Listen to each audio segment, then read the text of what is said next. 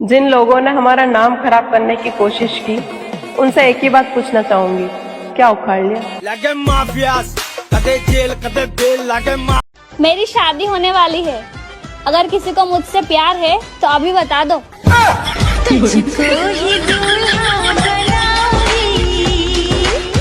बस जिंदगी में इतना अमीर बनना जिनके पास जार खाने के पैसे नहीं है ना, उन्हें जार खरीद कर दे दूं।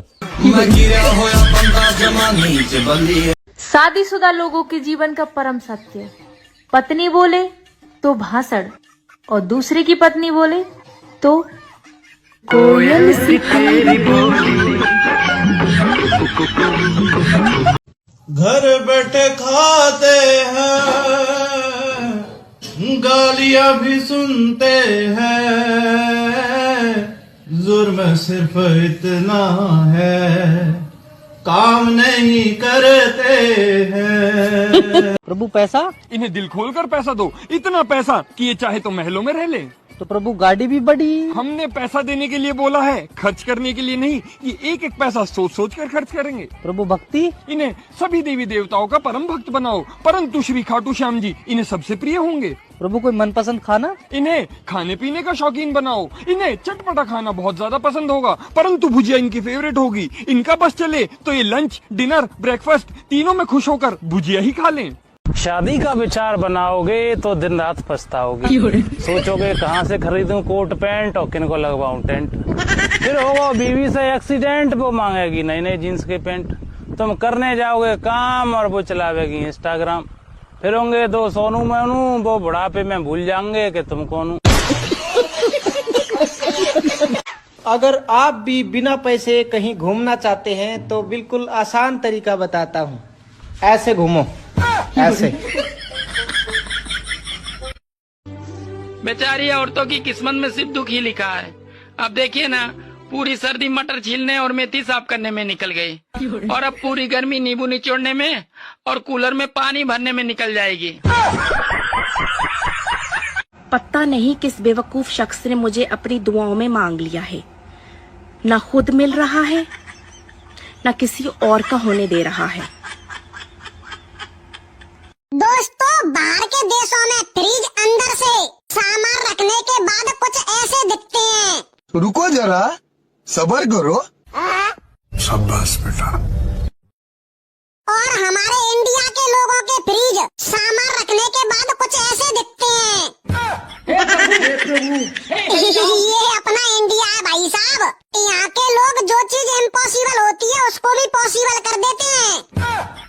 यहाँ हर चीज का जुगाड़ चलता। साला सही उम्र में शादी करना बहुत जरूरी है। बताइए, साला शादी ब्याह हो जाता, सुंदर बीबी आती, सुंदर सुंदर खाना बना के खिलाती।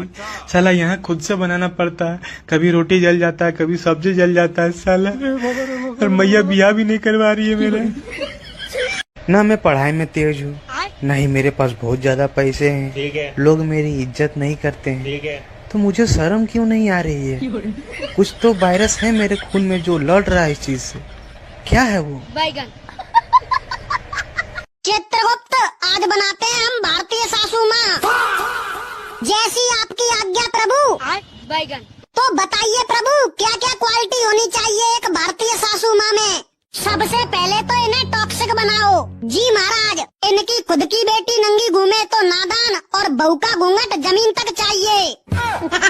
जी महाराज, इनमें चलता फिरता सीसीटीवी कैमरा फिट करो, जिसकी नजर हमेशा बहू पर होनी चाहिए। हे प्रभु। जी महाराज। आपके हिसाब से दामाद किसे कहते हैं? खत्म। अब देख तू। दामाद, दामाद उसे कहते हैं जिसके हाथ में नीला टिल्ला और मांग रहे लाल किल्ला। यही नहीं, और सुनिए। दामाद वो होता है जिसके अपने घर पे उसके सर पे चप्पल बज रही हो, लेकिन ससुराल में उसे ताज चाहिए। तो क्या हो रहा है? ये कहाँ पर क्या भाई है? दामाद वो प्राणी है जो अपने दुख से दुखी नहीं, अपनी ससुराल के सुख से दुखी है। और अभी तो रुको, क्लाइमैक्स कभी बात। दामाद वो होता है जो अपनी अगर तुम शादी करोगे तो सवेरे संजा बीवी से लड़ोगे। खत्म हो जाएगी खुशहाली और जेब हमेशा रहेगी खाली। वो तो फोन में खेलेगी पबजी और तुम बनाओगे रोटी सब्जी। फिर होंगे तो बच्चा, उनकी स्कूल की फीस और दवाई को खर्चा। तुम अपने लिए कभी जी नहीं पाओगे और एक ना एक दिन जरूर पछताओगे। कल किस्त भरनी है, लेकिन कोई कोई ना कहीं से जुगाड़ हो ही जाएगा। शाबाश बेटा। लेकिन 1 मिनट, साला जुगाड़ होगा कहाँ से? हे प्रभु। सभी दोस्तों से पैसे उधार ले रखे हैं, कभी किस्त के नाम पर, कभी गर्लफ्रेंड घुमाने के नाम पर, कभी सुट्टा लगाने के नाम पर। अरे बाप रे बाप, फिर कैसे जुगाड़ होगा कल की किस्त का? साले किस्त वाले की कल जुगाड़ नहीं है पाई तो पिछवाड़े में डंडा डाल देगा वो। पंडित जी दोनों भाई भीड़ पाड़ देंगे। अच्छा फिर मैं बेशक इकट्ठे करते रह जियो टोली। और तू अपना खास भाई है पंडित जी, बात करे अगर होली है। और पंडित जी जब बात तेरे पास आ गई उड़ा फिर समझौता नहीं, सीधी चाल गोली।